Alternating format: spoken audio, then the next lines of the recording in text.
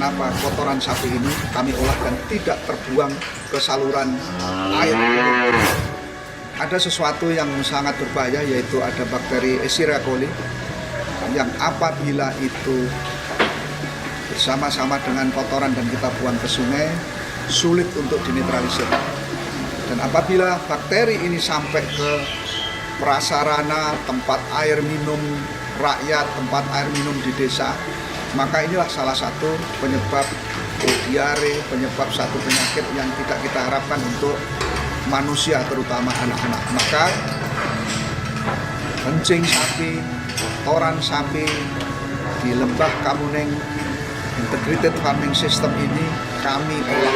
Ini menjadi salah satu kekuatan kami, betapa kompos menjadi salah satu kekayaan yang kami ciptakan, dan ini dapat membuat kesuburan tanah di tempatnya rakyat yang sekarang ini relatif menurun.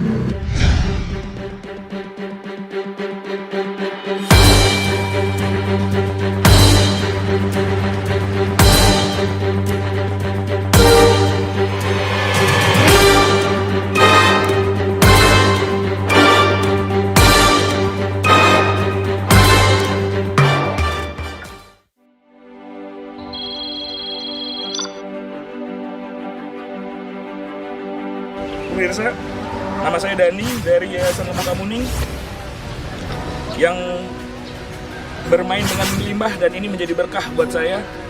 Satu, saya bisa menangani lingkungan. Yang kedua, memberikan pendapatan tambahan untuk para peternak di lingkungan saya. Dan saya ajarkan ini adalah sistem IFS. Yang pertama, masalah pembuatan kompos.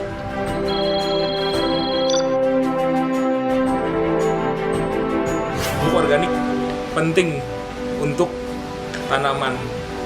Dia bisa di sawah, bisa di buah-buahan, bisa di kebun, dimanapun tanaman itu berada. Di pot pun kalau bisa pakai pupuk organik itu lebih baik dibandingkan kita menggunakan kimia.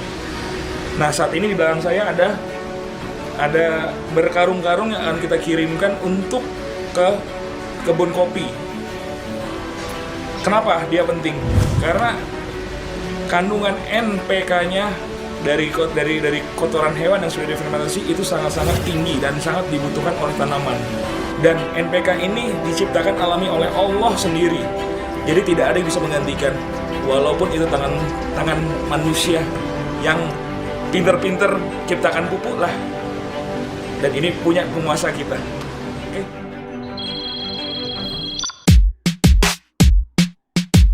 Untuk tata cara pembuatan pupuk kandang dari kotoran sapi, kita boleh memulai dengan langkah-langkah sebagai berikut.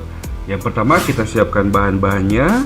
Yang kedua, kita siapkan tempat dan peralatannya. Yang ketiga, kita siap untuk memulai bagaimana membuat pupuk kompos dari kotoran sapi. Yang pertama adalah kita siapkan bahan-bahannya, yaitu kotoran sapi kering, serbuk gergaji, fermentator, abu sekam, kapur, dan air bersih. Yang kedua, setelah kita siapkan tempat, kita siapkan peralatannya, yaitu silo atau wadah kompos sesuai kebutuhan, karung, pengaduk atau perata, dan sekop. Jangan lupa untuk SOP, yaitu masker, kaos tangan, dan memakai sepatu boot.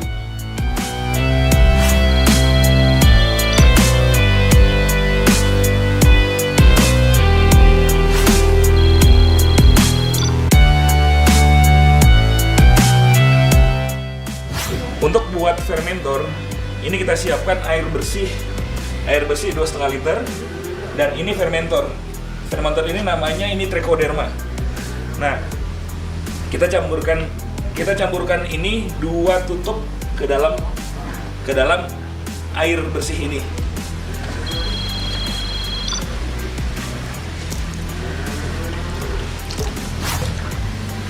Dua tutup kita aduk rata. Kita diamkan 2 hari, dan kita semprot ke kotoran sapi yang sudah kita keringkan. Kita keringkan sampai kadar air 60%. Kita campur dengan serbuk gergaji, dengan abu sekam, dan di atasnya kita siram dengan fermentor ini. Lalu kita tutup rapat selama 21 hari. Kita tunggu dia matang, baru kita proses yang lain.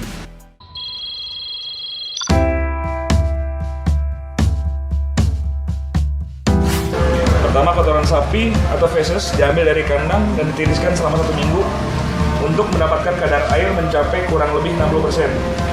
Kemudian, kotoran sapi yang sudah ditiriskan tersebut dipindahkan ke lokasi atau tempat pembuatan kompos dan diberi campuran serbuk gergaji atau bahan yang sejenis seperti sekam, jerami padi, dan lain-lain, serta abu dan kalsit.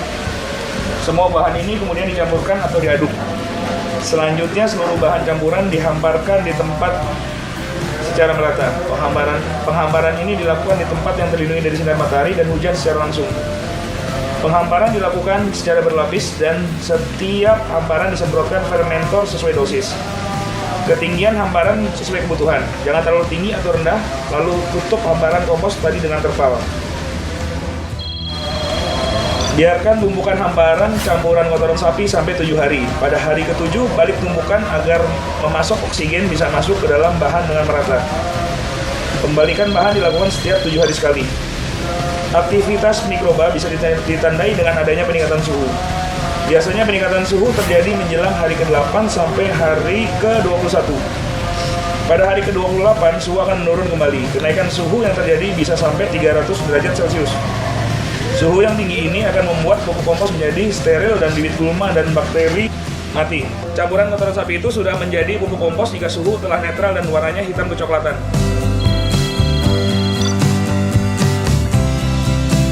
Nah, ini salah satu caranya. Yang dari sana tadi kita campur ini, dan ini akan siap kita giling. Kita siap giling, kita haluskan sampai benar-benar dia halus untuk ke lahan sawah, lahan kebun, segala macam. Ini bisa dipakai.